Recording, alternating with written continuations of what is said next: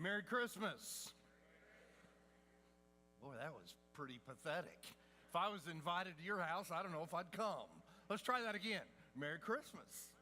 Now I might come to your house. Hey, if you have your Christmas shopping totally done, would you stand up just for a second? Would you stand up? Now, hang on about that. Now, stay up. Now, the rest of us, let's boo them. Boo! Now, if you have not begun your Christmas shopping, would you stand up? Anybody? Okay. Stay up for a second. Hey, when church is over with, we're going to start a support group right over here. It's coming, isn't it? It's coming real close. Hey, last week I got reprimanded by a 3-year-old.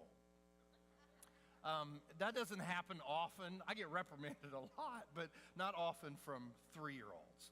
Apparently, there was an hour last week, just this little period of an hour, where I guess every single responsible person in our family was unavailable to take care of the little kids in our family.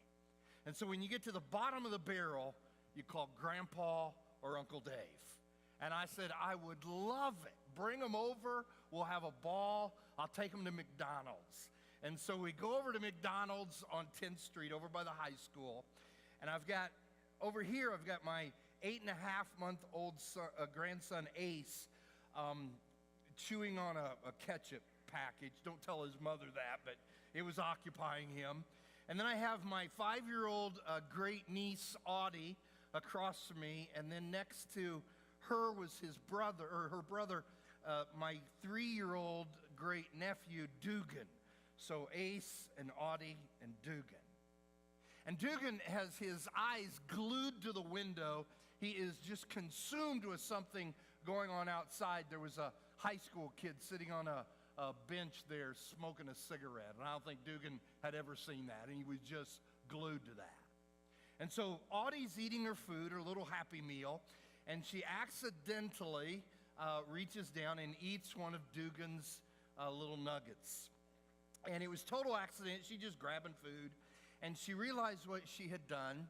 And she really felt horrible about it. And she's tapping Dugan to get his attention. And he finally turns around and she says, Dugan, I'm so sorry I ate one of your nuggets. And I remember thinking, man, what would our world be like if we were that quick to admit our mistakes, huh?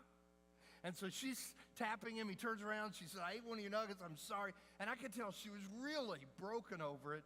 And I said, Audie, it's okay. And 3-year-old Dugan turned his head and looked at me like I had 4 heads. And in the clearest of language, he said, oh, no, it's not okay. I don't often get reprimanded by 3-year-olds, and I didn't even really know what to do about that. And that's kind of what I want to talk to you about today. The Bible has a guy by the name of Isaiah in it who talked about the idea of placing yourself under the authority of a baby. Now, try to wrap your head around that for a second. This idea of someone far younger or far younger than you are, and they are the one who has authority in your life. And Isaiah commanded that when he talked about Jesus. And it's interesting that when we get into what he said about Jesus, it's probably beneficial that you grap a little bit with this idea of Isaiah. He was a guy in the Old Testament, was known as a prophet, which was really nothing more than a guy who just kind of spoke on God's behalf to try to keep people in line with God. I mean, that was his job. And as part of a prophet, there were times in which God would give to a prophet news about something that was going to happen in the future. And Isaiah has a book in the Old Testament where he communicates everything that God told him to say to people, and part of it are the things that God told me would happen in the future. And so Isaiah said a lot of futuristic things, and many of them were about Jesus. Now, why that's important in what we're going to talk about today is because Isaiah lived about 650 BC. So 6.5 centuries before Jesus ever showed up on the earth, Isaiah wrote about him. And he did so with remarkable accuracy. Let me give you an example. He wrote this about the birth of Jesus. He said in the 14th verse of the 7th chapter, he said, the virgin will be with child and will give birth to a son and will call him Emmanuel. Isn't that crazy? 650 years before Jesus was born, Isaiah predicted it exactly. And a couple chapters later, he starts talking more about this baby. And when he talks about this baby a couple chapters later, he does so in light of the idea that this child, don't miss this child would become this force that all people would be under. And we would receive guidance from a baby. He said it this way in the 9th chapter. Let's look at one verse that he told us more about this Jesus.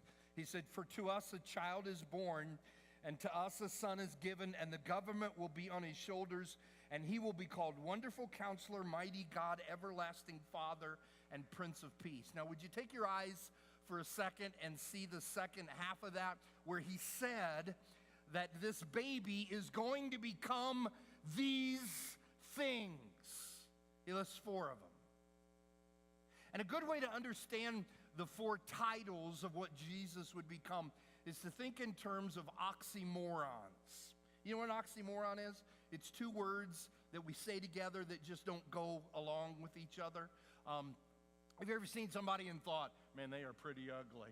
That is an oxymoron, pretty ugly. You ever ordered jumbo shrimp at a restaurant? That's an oxymoron. If any of you hippies from back in the 70s have a black light in your room, black light. I get a kick out of the young kids now because they look at all these lights and they go, oh, that's awesome. Hey, us old guys had that a long time ago in our bedroom. That's no big deal. Our new governor across the river last week was talking about Kentucky education. Oxymoron. Be careful, I came from there. Be careful with that. Now here's what happens in this verse, and it's a great way to understand it. Now catch this, is that Isaiah is talking about a baby. And he said a baby will become a wonderful counselor. Total oxymoron. A baby will become a mighty God, an everlasting Father, a Prince of Peace. All of them complete oxymorons, but they are to prove a point. And that is that Isaiah was being told by God 650 years before he arrives on the earth that this baby will become these things. And the real challenge of understanding those things is not just knowing that Jesus is a wonderful counselor as an example, but please don't miss this. The challenge is, have I allowed him to be those things in my life? And so is Jesus my wonderful counselor? Have I let that happen? And so a great way to work through Isaiah chapter 9 is to look at the different oxymorons attached to this baby and just ask yourself, is Jesus that to me? Now, as is the case often when we study scripture here at Eastside, there's just more meat there than we have time to gnaw on today. I was talking with our executive pastor, Dwayne Smith, last week in his office, and I was talking about that verse, and I said, man, we could spend a month in that one verse. And so we don't have the time to dig into every aspect, and so I thought what I would do, because I only have 30 minutes, which, as you know, I sometimes stretch to 35 and 40. But if you looked at that, and let's just look at the bookends here. We've got 4 descriptions of Jesus. Let's just look at the first one and the last one. And let's skip the middle 2. They simply just continue to present the same point. But let's look at the first and the last one. And when we understand what they are, they come together to paint the text gold. You'll remember that in about 20 minutes or so. It kind of fits this idea of what we've been doing this month, and we've been looking at the different colors of Christmas.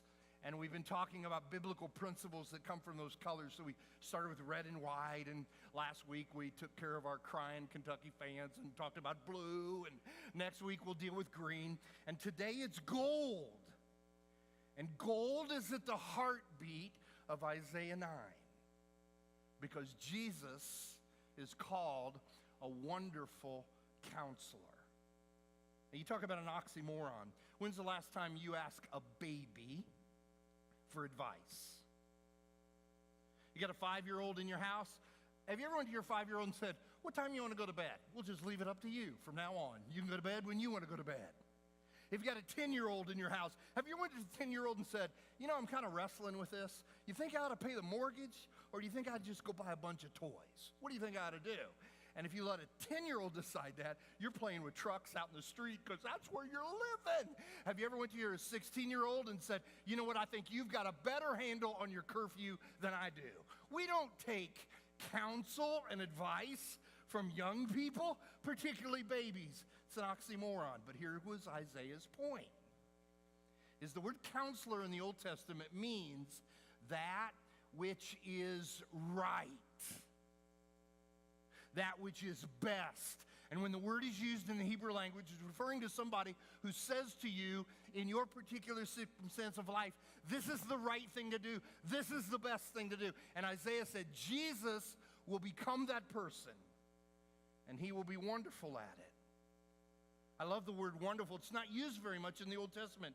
And when it is, it takes a comparison between God and people. And it compares those two entities, and it says whenever you look at God and people together, God is always wonderful. A better way to look at it is superior. Now put all that together, and you'll see the oxymoron about this, is this baby will become this person whose understanding of right and wrong in your life is always greater than your understanding of right and wrong. And again, understand the context is not just that this baby will become a wonderful counselor. The challenge is, have you gotten to the point in your life where you see Jesus in that light? That in the context of my life and what's going on in my life right now, when I'm trying to decide what I ought to do here, making this decision and that decision, and what's right and what's wrong, and where I ought to stand on this thing, that what Jesus says about my life is always superior to mine. Have you gotten to that point in your life yet? Reggie Jackson was one of the greatest baseball players ever lived. He kind of grew up in my day. He was called Mr. October because the Yankees always seemed to be in the playoffs, and he always was just crazy good in the playoffs. Before he went to the Yankees, he played 1 year for the Baltimore Orioles, and he played for a manager by the name of Earl Weaver. Now, you old codgers like me will remember Weaver was one of those guys where it's my way or the highway. I mean, he was just as simple as that. He had a rule on his team that nobody tried to steal a base unless he said you can steal a base. Nobody could do it on their own. Reggie Jackson got a hit one day. He got to first base. He looked in the dugout to see if he had the steal sign from his manager, Earl Weaver. You know how they do all the different signs? You know that? I think those guys are just itchy or something, you know, and they're doing all the signs. And Earl Weaver was giving him the sign that said, you better not even think about stealing. It was kind of like this. No, no. And Jackson said he was on first base, and he looked at the pitcher and thought, I know all the pitcher's moves. And he looked at the catcher and knew the catcher kind of had a weak arm, and he thought, you know, I can steal this base. So first pitch comes in, Jackson takes off, steals it, gets up, brushes the dust off, kind of looked in the manager's dugout with the idea, you know, I told you, old man, I could do it. The next batter was Lee May. He was the best power hitter on the team except for Jackson. And so they intentionally walked Lee May to set up a double play. The next batter wasn't very good with that pitcher, and so Weaver had to bring in a pinch hitter early in the game, and that didn't work out really well because he did hit into double play, and now that guy was not available for later in the game. And Jackson said later in his career that it was one of the greatest lessons he ever learned, that the manager always knows best. And have you gotten that way yet with Jesus? That he is my wonderful counselor. He is my superior advisor. That he trumps everything that I think. He trumps everything that anybody else thinks. That he is the superior advisor in my life. Isn't it amazing to you how easy we find ourselves to rationalize why we think we know more than him? Let that be a little heavy for you. Let it lean on you a bit. It is incredible to me the times that when it comes right down to it, we figure out in a way that we know something he doesn't know. Or that we know a better way to do something than he's figured out. And so we rationalize doing what we want instead of him. The next time you rationalize, just say the word real slow to yourself. Rational lies. And so the power of him being the wonderful counselor is asking the question, does he trump every thought of yours? Does he trump the advisement and counsel of anybody that you listen to? I remember a time I had to wrestle through that as a young guy. I was probably 22, somewhere around there. I was a brand new preacher. And somebody had been telling me that I got to find somebody who would do my taxes, because preachers' taxes are a little bit different than people who are not preachers. And contrary to the popular opinion, we do pay taxes. We do. We just don't pay them as much as you do. We have write-offs that you don't get. And so someone was saying to me as a young man that you got to find somebody who will teach that to you. I never learned it any of my life. And I heard about a guy who lived in Alton, Illinois. I'll never forget it as long as I live. And I heard this guy in Alton, Illinois specialized in clergy taxes, and he would bring clergy in, and he would teach them how to do their taxes so then they could do them for the rest of their life. And so I hunted this guy down, and I found out he was a Christian. I thought, man, that's even better. And so I drive all the way to Alton, Illinois, just north of St. Louis. I sit down with this guy. I fall in love with him. He's the greatest guy. If we lived together, we'd have been great buddies. And so we start doing our taxes, and he's got my W-2. That would have been back in 1980 or something. I think I made $300 that year or something. But I give him my W-2, and he's entering it all in. And I said, now I've got this other income. He said, what's that?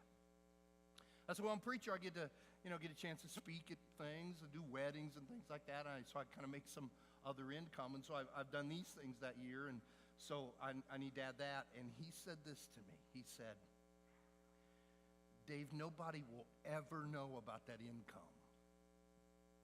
The federal government has no idea you made that income. That does not need to be put here. And I remember thinking, I don't know why, as a young man, I remember thinking, that just doesn't sound right. And I said, I'm uncomfortable with that. And he said, you're going to have this for the rest of your life, man. And nobody is ever going to know about that. Nobody. And the government will have no record of that at all. And you just don't need to put that down there. And I remember looking at him. And again, I don't know why, as just a young man, I felt that. But I said to him, you know what? I'm just not going to let that be on my conscience. And the first year that we do this, I'm going to do this right. Because Jesus talked about things like deception. And Jesus talked about things like paying to Caesar what is owed Caesar. And his view is higher than my view, and it's higher than your view.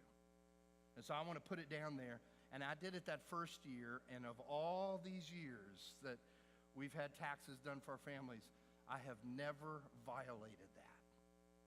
Because he was my wonderful counselor. And so the question is, have you got him there in your life yet? And try to think about different things that you've had going on in your life where you've had to make a decision about what you're going to do. Or different times in your life where you had to say, you know what, this is where I stand on this issue.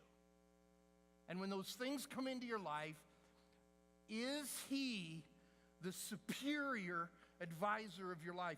Or do you just kind of trump him all the time and let other people trump him? That's where Isaiah 9:6 starts, is that's what this guy is going to be. Jesus is going to grow up to this wonderful counselor. And then he goes into the second one, mighty God, then everlasting Father, and we'll skip those because of time, and we'll arrive at the last one, Prince of Peace. Another incredible oxymoron, because you don't attach peace with a baby, do you? Now, I know when they're asleep and you're holding them, you think, this is the greatest thing in the world. But there's a lot of families in our church who have little babies, and you'll see them this morning. You can tell them, you can spot them out. They're the ones whose baby was crying at 2 o'clock this morning, screaming their head off for who knows why. And do you think they were saying in the midst of that chaos, oh, this is such a peaceful home. This is such a peaceful home. Babies and peace don't go together. If I got out of my desk, my chair by my desk, it's right back here, and I went out in my car and I went down to McDonald's on 10th Street and got some lunch, it took me about 5 minutes. I had 3 little ones in my office last week. It took us 5 minutes to get to the car. It took 10 minutes to buckle everybody together. I didn't know I had that many buckles in my back seat. And it took 10 minutes. We got to the restaurant. It took 15 minutes to order the food.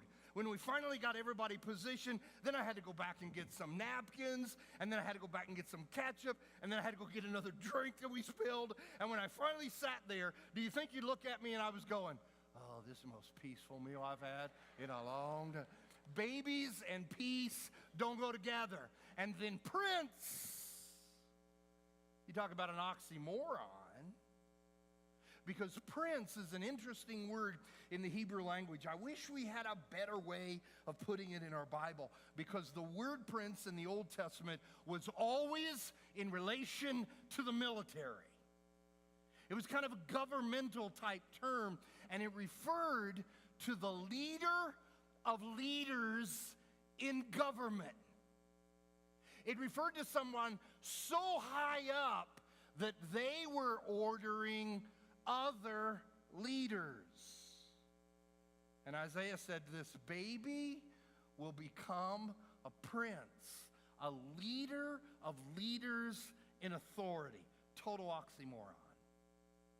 I don't know if you've realized this yet, but we're having a presidential election coming up in our country. And when that person wins the election next year, whether it's he or she, whoever it is, they will choose a chief of staff. And the chief of staff will run the place. Can you imagine the president, whoever it is, about a year from now, choosing their chief of staff, and they say this to the selection committee: I want somebody no older than 2.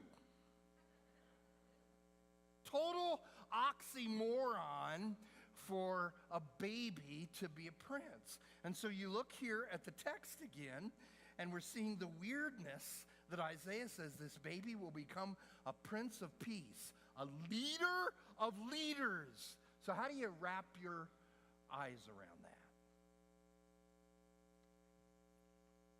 This week I was remembered of a guy who taught me this. There are 6 names on a document that hangs on my wall. On August the 3rd, 1980, there were 6 men that I chose personally that I asked that they would be the men who would put their hands on me, and they would pray in a church to set my whole life apart for the service of God, that this is who I would be until the day that I died. I asked 6 guys to do that. There were 6 guys that had crazy impact in my life spiritually, and I said, would you 6 guys be the guys that would do that for me? Today, 5 of them are in heaven, and I have the certificate that they signed right in front of me every day of my life where I work, right there on the wall, 3 foot from my head. I see it every day. One of those guy's name was Charles Miller. When I met Mr. Miller, I was 16 years old. Mr. Miller was somewhere in the early 200s. He was one of the oldest guys I think I'd ever seen in all my life. And the very first time I saw him, I was sitting in a desk in my preacher's office, which if you're 16 and you're sitting in your preacher's office, something's not going right. And I don't know why I was there, but I was there, and I saw this old guy walking by the preacher's office. I mean, the guy was barely moving. And I looked out there, and my preacher said, "That's Charles Miller. He's one of our elders." And Mr. Miller looked in, and he saw me. And he walked in the office, and he sat down next to me in a chair. I'll never forget as long as I live. He sat right down next to me, and he took his finger. He pointed at me, shaking like this. I remember thinking, who's this old ghost shaking his finger in my face? And he said these words. He said, "Young man, everything Jesus ever tells you to do and everything Jesus ever tells you not to do is for your benefit." And he stood up and he walked out of the room. And I've never forgotten it. Because I've learned in my life something that I think a lot of people live their whole life and they never get it. Is that we live in a fallen world, and because we live in a fallen world, you're going to get some stink on you just because you're in this world. It's not any fault of your own. It's not any fault of anybody around you. We live in a world that is fallen, and because of that, stink gets on us at times, and life gets turbulent. But sometimes the stink in my life is because I stink. And because something that he has told me to do, I didn't do, and something he told me that I shouldn't do, I went ahead and did it. And he knew the whole time that if I disobeyed his commands, that I would pay the price for it. And so Isaiah said this. Isaiah said, "This baby will become the prince, the commander of peace."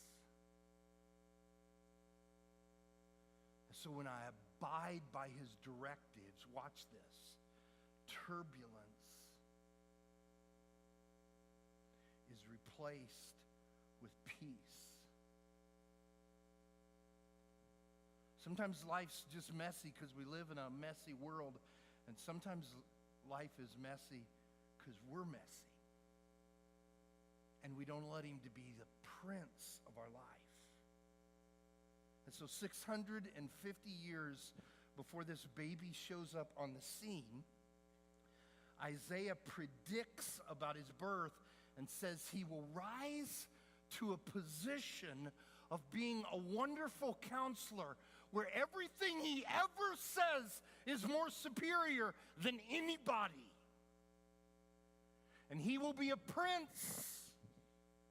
Don't ever mistake the fact that although he is graceful, he is also in charge. And if you just let his wisdom be superior to yours, and you let him direct your life, then your life will be more peaceful than it is turbulent. And there's all kinds of people, even Christian people, who go to their grave and they never learn that. Now, when those two go together,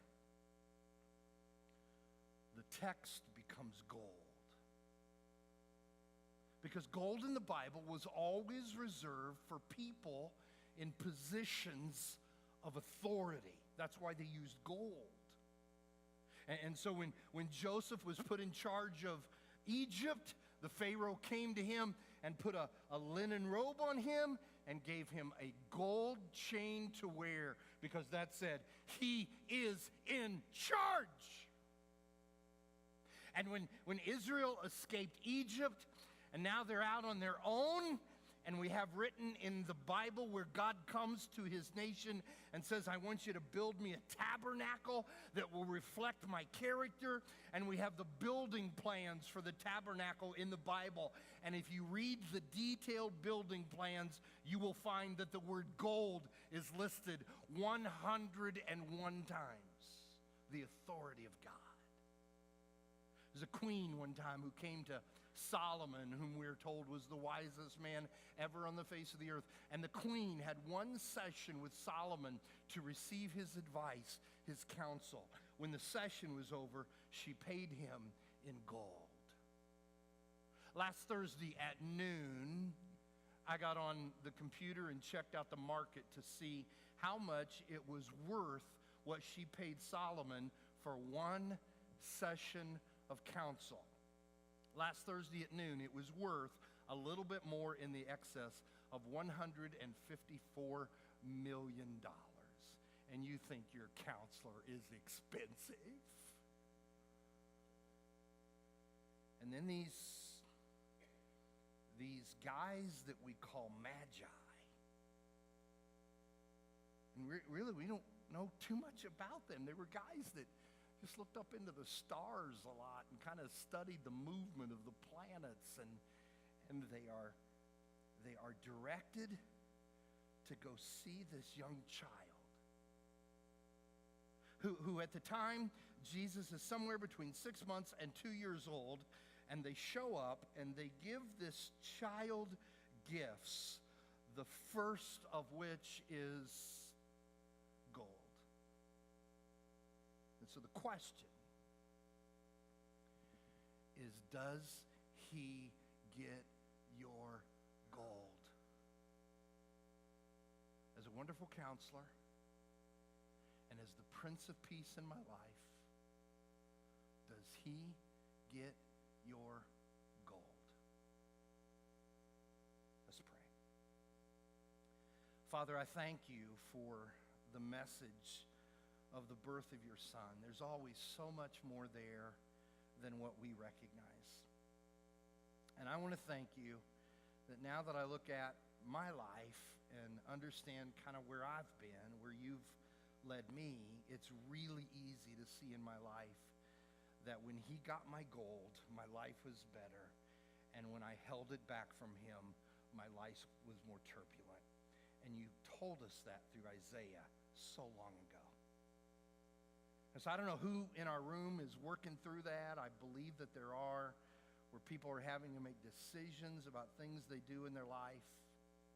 And I pray today that they've heard the heart of what Jesus came for.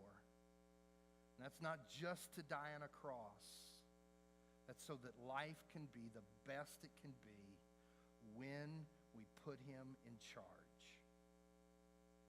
And I pray that that message is heavy and strong for those who need to hear it. And then we will rejoice in peaceful lives, in joyful lives when you're at the helm. And we pray it today in the name of Jesus Christ. Amen and amen. Thank you for being here. Hey, you have a great week. Don't forget, grab your gift if you're one of our guests. We're glad to have you here today. God bless you. We'll see you next weekend.